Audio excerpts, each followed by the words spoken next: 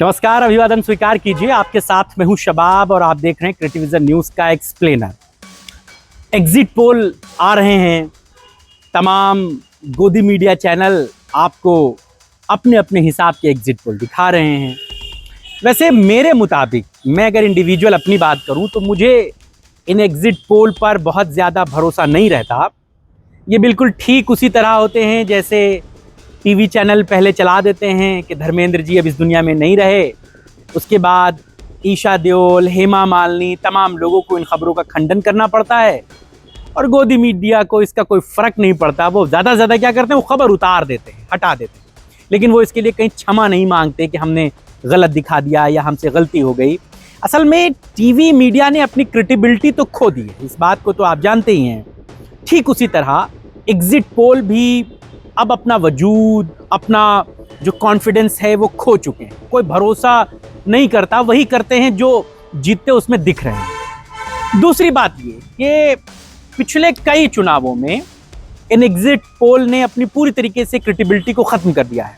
आप 24 का ही चुनाव लोकसभा का याद कीजिए और उत्तर प्रदेश में जब ये एग्जिट पोल समाजवादी पार्टी को 2 सीटें भी नहीं दे रहे थे, उसके बाद समाजवादी पार्टी ने कितनी सीटें जीती ये आपसे छुपा नहीं है, 2 दर्जन से ज़्यादा सीटें जीती और देश की तीसरी सबसे बड़ी पार्टी बनी। इसीलिए तो अखिलेश यादव इन एग्जिट पोल पर बहुत भरोसा नहीं करते। बिहार में भी जो कुछ हो रहा है वो आपके सामने है। अब वहां पर कैसे चीजें साफ होंगी वो तो 14 नवंबर का दिन तय करेगा, लेकिन जो फिलहाल मोटे मोटे तौर पर दिख रहा है वो महागठबंधन के लिए चीजें फेवरेबल हैं। बढ़ा हुआ वोटिंग परसेंटेज वो तेजस्वी यादव के लिए फ्रूटफुल बन रहा है।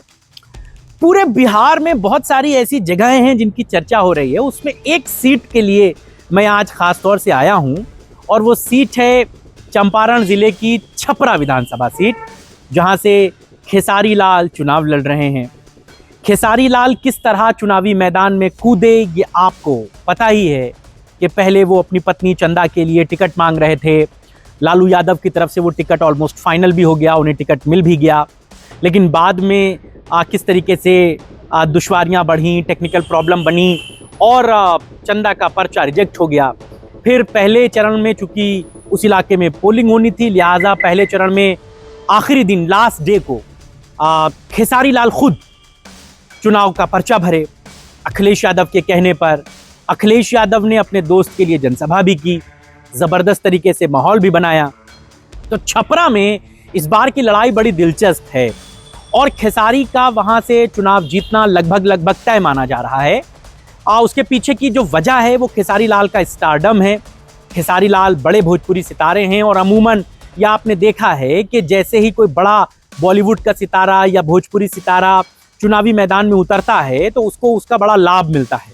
फिर चाहे अमिताभ बच्चन रहे हों या फिर गोविंदा, तमाम लोगों ने अपने आप को साबित किया है। पहली बार चुनाव में वो जीते हैं, बाद में भले उनके लिए चीज़ें आगे पीछे हुई हों, लेकिन अमूमन बड़ा सितारा पहली बार चुनाव जीत जाता है। एकाध एक्सेप्शन केसेस को आप छोड़ दीजिए तो ज़्यादातर चुनाव में जो सितारे हैं वो पहली बार चुनाव जीते हैं। संजय दत्त चुनाव नहीं जीत पाए, लखनऊ से लोकसभा का लड़े, लेकिन उनके पिता सुनील दत्त ज़रूर जीते। तो ये मेरा कहने का मकसद ये था कि खेसारी लाल के लिए बड़ा वहाँ पर फिज़ा जो है वो बड़ी दिलचस्प बनी हुई है।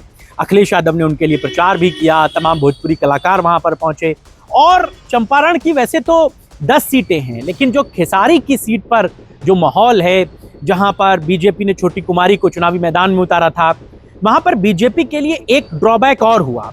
वहाँ पर बीजेपी की ही मेयर को टिकट चाहिए था, बीजेपी से वो बड़ा जोर लगाए हुए थी।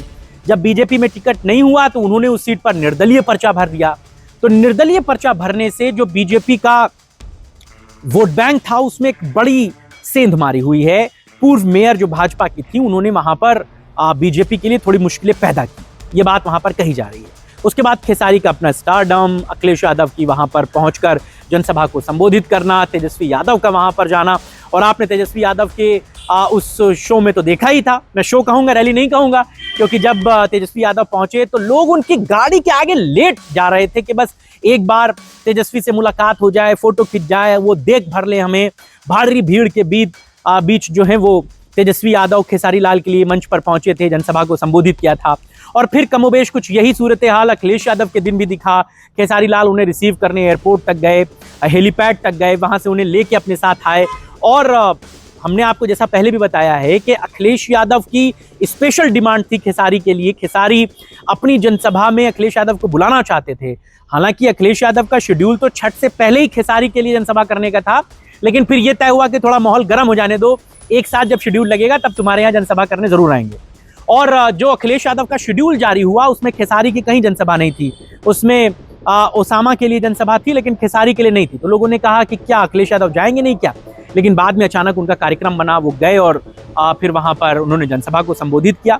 तो छपरा जो विधानसभा सीट है वो खेसारी लाल के लिए बड़ी फ्रूटफुल है और इस बार वहां से उनके जीतने के आसार जो हैं वो बड़े प्रबल दिख रहे हैं, बड़े मजबूत दिख रहे हैं। तो ऐसे में खेसारी लाल चंपारण की विधानसभा सीट जो छपरा है वहां से क्लीन स्वीप करते दिख रहे हैं। जैसा मैंने आपको बताया कि छोटी कुमारी भी पहली बार छपरा से चुनाव लड़ रही हैं। बीजेपी ने अपने सिटिंग विधायक को उसका टिकट काट करके छोटी कुमारी को जो है वो टिकट दिया है। ऐसे में ये वहां से भी गुणागणित थोड़ा खराब हो गया बीजेपी के लिए। फिर खेसारी का स्टारडम वहां पर आया और फिर पूर्व मेयर ने अपना नामांकन निर्दलीय भर दिया, तो वो भी बीजेपी के लिए बड़ा मुश्किल भरा हो गया। और बीजेपी ने ऐसा नहीं है कि इस सीट पर अपना जोर नहीं लगाया। बीजेपी के तमाम बड़े नेता खेसारी के खिलाफ सपोर्ट में, बीजेपी के कैंडिडेट के सपोर्ट में प्रचार करने पहुंचे।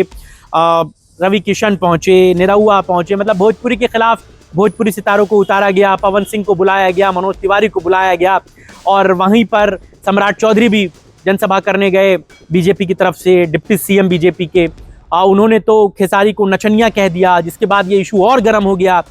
चीज़ें जो हैं वो खेसारी के फेवर में जाने दिखी। तो ये बीजेपी के लिए वहाँ पर ज़्यादा बयानबाजी, ओवर कॉन्फिडेंस और बीजेपी की तरफ से जो ये बेतुकी बातें कही गई वो भी वहाँ पर बीजेपी को कमज़ोर कर रहा है। बीजेपी के लिए वहाँ पर चीज़ों को बहुत अच्छा नहीं बता रहा है। हमने छपरा की जो ग्राउंड रिपोर्टिंग की और हमने जो छपरा में लोगों से बातों को जाना, वो ये बताता है कि पिछले कई बार से बीजेपी का वहाँ पर विधायक है, जदयू का विधायक रहा है, बावजूद इसके वहाँ पर जो काम होने चाहिए वो नहीं हुए। खेसारी ने भी खूब वीडियो शेयर किए, नाले का पानी ओवरफ्लो हो रहा है, नालियों का पानी ओवरफ्लो होकर सड़कों पर आ रहा है और ये एक बहुत बड़ा इशू भी बना। खेसारी ने इसका वीडियो बनाकर सोशल मीडिया पर डाला कि बताइए इतने साल से बीजेपी के और जदयू के यहाँ से विधायक रहे हैं, बावजूद इसके क्या छपरा का हाल है वो आपसे छुपा नहीं है। फिर इसके बाद एक और मुद्दा उठा मंदिर मस्जिद का। तो खेसारी ने बड़ी साफगोई के साथ उन बातों को कहा कि ठीक है आप मंदिर बनाइए, मस्जिद बनाइए, लेकिन लोगों के लिए अस्पताल भी बनाइए, लोगों के लिए, बच्चों के लिए स्कूल भी बनाइए, जो ज़रूरी चीज़ें हैं।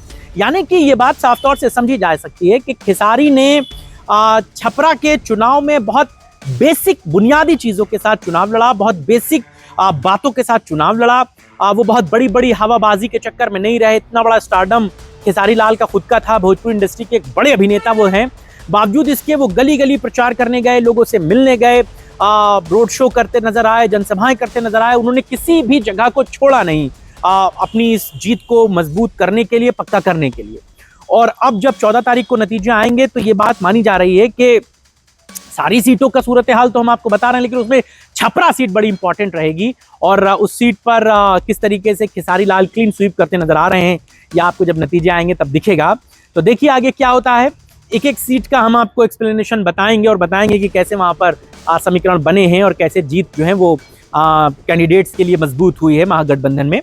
तो आप खेसारी लाल और छपरा की पॉलिटिक्स पर क्या सोचते हैं, आपकी अपनी क्या राय है खेसारी के लिए? आपके पास अगर कोई पॉलिटिकल बात है तो आप हमें बताइए, कमेंट में लिखिए। हम उसको अगर आपकी बात अच्छी होगी तो अपने इस चर्चा में ज़रूर शामिल करेंगे।